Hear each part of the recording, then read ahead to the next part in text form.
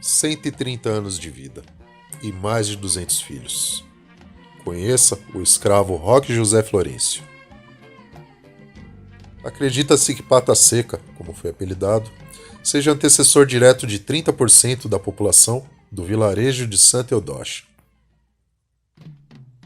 Em 13 de maio de 1888, Princesa Isabel sancionava a Lei Áurea e colocava fim, em partes, à subordinação negra.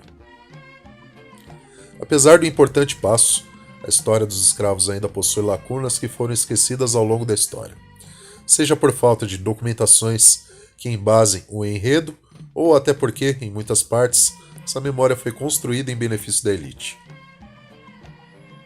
Seja como for, uma dessas narrativas que se perdeu foi a de Roque José Florencio, que viveu nos arredores da cidade de São Carlos, no interior de São Paulo. Nascido na primeira metade do século XIX, Florencio foi comprado pelo latifundiário Francisco da Cunha Bueno, em uma feira local.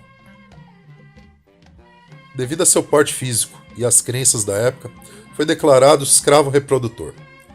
Roque tinha 2,18 metros de altura, e naquele tempo havia o mito de que homens que eram altos e com as canelas finas tinham maior tendência a gerarem filhos homens.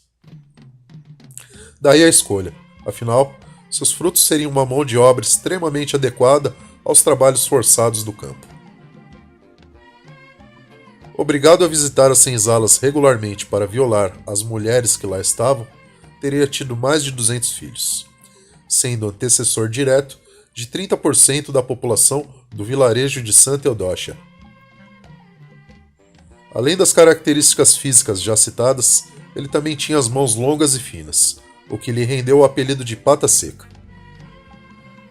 Outro fato curioso sobre o escravo é que ele não trabalhava na lavoura, e muito menos vivia na senzala.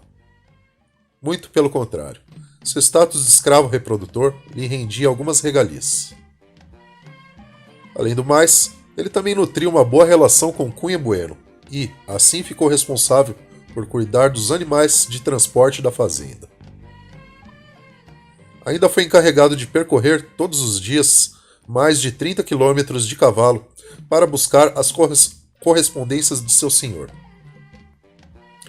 Aliás, foi com esse serviço de mensagens que conheceu Palmira, uma moça da cidade com a qual se casou. Na garupa do cavalo, ela foi levada para o sítio de Francisco.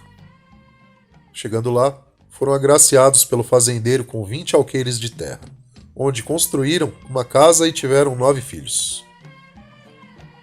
Apesar da posse, não tinha dinheiro suficiente para cercar o terreno. Como consequência, perdera parte do lote para seus vizinhos. Porém, isso não impediu que Florencio criasse galinhas e vendesse seus ovos, cultivasse mandioca e abobrinha, e produzisse utensílios domésticos e os vendesse na região. Roque José Florencio teria exercido essas funções até o fim de sua vida, em 1958. Um documento emitido em 17 de fevereiro daquele ano aponta que o escravo morreu por insuficiência cardíaca, miocardite, esclerose e senilidade.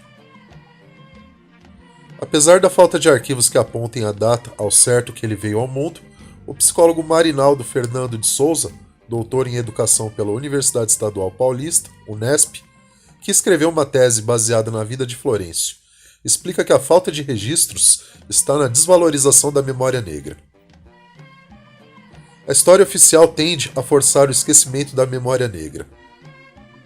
Em Santa Eudóxia existe uma história a ser vasculhada, a ser contada, e que fica relegada a um status de menor valor.